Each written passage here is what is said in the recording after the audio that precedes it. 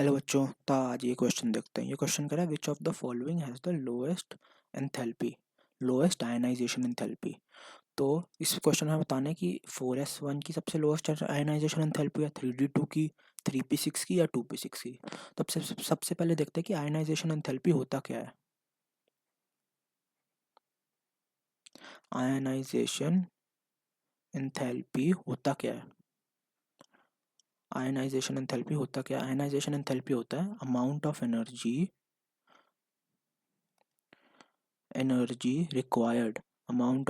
required to remove the most loosely bound electron। ठीक है,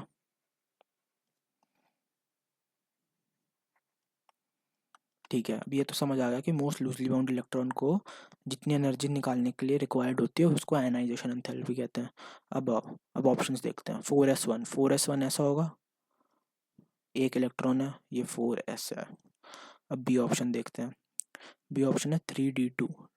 D के 5 ऑर्बिट्स होते हैं, 1 2 3 4, 1 2 3 4 5। अब इसमें 2 इलेक्ट्रॉन है। अब सी के 3p6 फुली फिल्ड है, पी 1 2 3 4 5 6। और अब डी क्या है? 2p6, ये भी फुली फिल्ड है।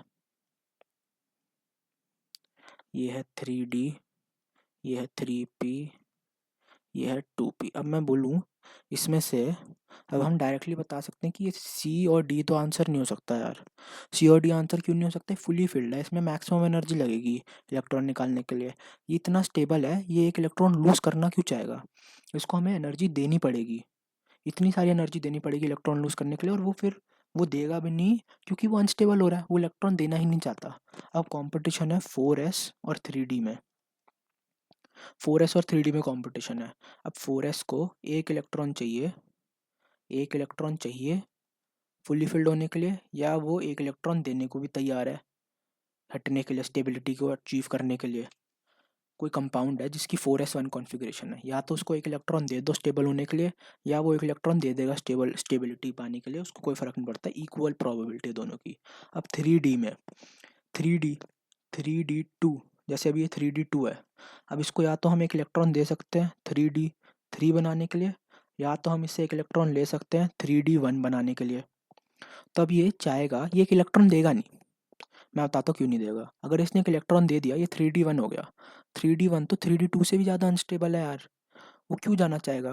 वो तब चाहता है कि वो स्टेबल हो। अब अगर हम इसको एक इलेक्ट्रॉन देंगे 3d3 आ जाएगा, ये तो मोर क्लोज है ना हाफ फील्ड कन्फिग्रेशन के लिए, तो वो चाहेगा कि इसको एक इलेक्ट्रॉन मिल जाए, ये लूज नहीं करना चाहेगा। एटलीस्ट 4s1 के कंपैरिजन में इसकी लूजिंग टेंडेंसी कम होगी। तो अगर अब मैं ऑर्डर बताऊं कि सबसे ज़्यादा टेंडेंसी इलेक्ट्रॉन लूज करने की किसकी होगी, वो होगी 4s1 की, फिर होगी 3d2 की इलेक्ट्रॉन रिलीज करने की टेंडेंसी। या फिर मैं इसको ऑर्डर ही लिख देता हूँ ना, सेम बात ही तो है। पहले देखो, पहले तो सबसे ज़्यादा इलेक्ट्रॉन लूज करने की टेंडेंसी 4s1 की होगी, फिर 3d2 की होगी, फिर 3p6 की होगी, फिर 3p6 की होगी, और फिर 2p6 की होगी। अब 3p6 और 2p6 में कन्फ्यूजन हो सकती है, क्यों? देखो, 2p जो है न्यूक्लियस के ज़्यादा पास है, 2p जो है न्यूक्लियस के ज़्यादा पास है, तो उसके इलेक्ट्रॉन ज़्यादा स्ट्रांगली बाउंड है as compared to strongly bounded as compared to 3p6। 3p के थोड़ा दूर हो जाएंगे, 2p के कंपैरिजन में 3p के दूर हो जाएंगे, तो इसलिए 2p के सबसे हाईएस्ट आयनाइजेशन एंथैल्पी होगी और 4s1 की सबसे कम होगी। तो इसमें पूछा था which has the lowest electron, ये इलेक्ट्रॉन रिलीज टेंडेंसी है ये, ठीक है। तो अब इसमें पूछा था कि लोएस्ट आयनाइजेशन एंथैल्पी किसकी है, तो हमने देखा कि ये तो 4s1 की होगी, तो आंसर इसका 4s1 हो गया। अब एक बार मैं फिर से एक बार लास्ट में एक्सप्लेन कर देता हूँ पूरा। तो हमने सबसे पहले देखा कि आयनाइजेशन एंथैल्पी क्या होती है। आयनाइजेशन एंथैल्पी होती है amount of energy required to remove the most loosely bound electron. फिर हमने देखा कि 3p और 3p और 2p वाला तो नहीं हो सकता, वो फुली फिल्ड है, वो अपनी स्टेबिलिटी लूज़ नहीं करना चाहेगा।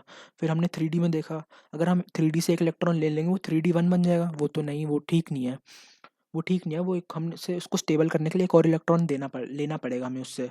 तो फिर तो वो तो इतना ठीक है, वो 4s, वो हमने कहा ठीक है ये हो सकता है। पर फिर हमने देखा दूसरा ऑप्शन देखा हमने, 4s1 था, पर 4s1 तो इमीडिएटली कर देगा रिलीज इलेक्ट्रॉन। तो फिर जैसे कि अगर यहाँ पे 4s1 नहीं होता, यहाँ पे होता 3d3 होता, तो फिर 3d2 इलेक्ट्रॉन रिलीज कर देता। ठीक है, होपफुली समझ आ गया आपको। Thank you, best of luck.